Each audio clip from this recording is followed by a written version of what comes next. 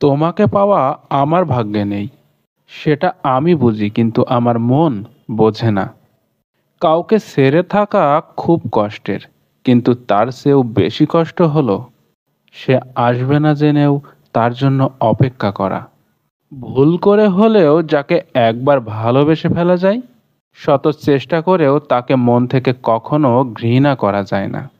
যেখানে স্বপ্নই আমাদের একা করতে পারে না, সেখানে বাস্তবতা তো নির্মম। নিকট হয়ে যাব একদিন তোমার মিথ্যে অভিনয়ের শহর থেকে। সময় সারা জীবন একরকম যায় না, আজ না হয় কাল পরিবর্তন হবেই।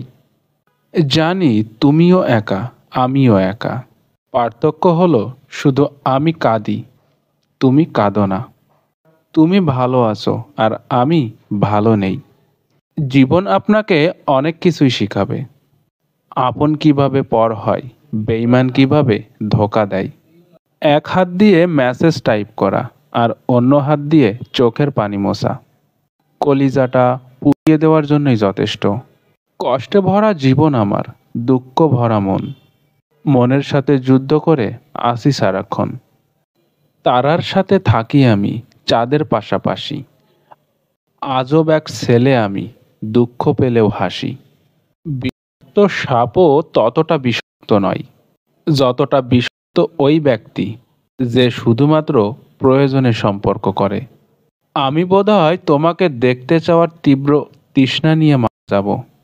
সবচেয়ে বড় অভিযোগটি হলো আমাকে কেউ বোঝে না। তোকে ছাড়া যদি কাটাতে হয় বাকিটা জীবন, আমিও কি আর থাকবো এই পৃথিবী তখন? অনেক অভিমান লুকিয়ে থাকে ওই মেসেজটাই, যেটা সেন্ড হবার আগেই ব্যাক স্পেস দিয়ে মুছে দিতে হয়। কান্নার জল সবাই দেখে, হৃদয়ের কষ্ট কেউ দেখে না। পাওয়ার আনন্দ কিছুদিন থাকে, কিন্তু না পাওয়ার বেদনা সারা জীবন ভোলা যায় না। হাসতে হাসতে স্মৃতি তৈরি হয়, পরে সেই স্মৃতি মনে করেই চোখ ভিজে যায়। অযত্নে ফেলে যাওয়া মানুষটা চলে যাওয়ার সময় বলে, নিজের যত্ন নিও। আকাশের কষ্টগুলো মেঘ হয়ে ভাসে, মেঘের কষ্টগুলো বৃষ্টি হয়ে আসে। পাথরের কষ্টগুলো ক্ষয়ে ক্ষয়ে পড়ে, আর মনের কষ্টগুলো অশ্রু হয়ে ঝরে। জীবনে এমন বন্ধু বানাও যে আয়না আর ছায়ার মতো হয়।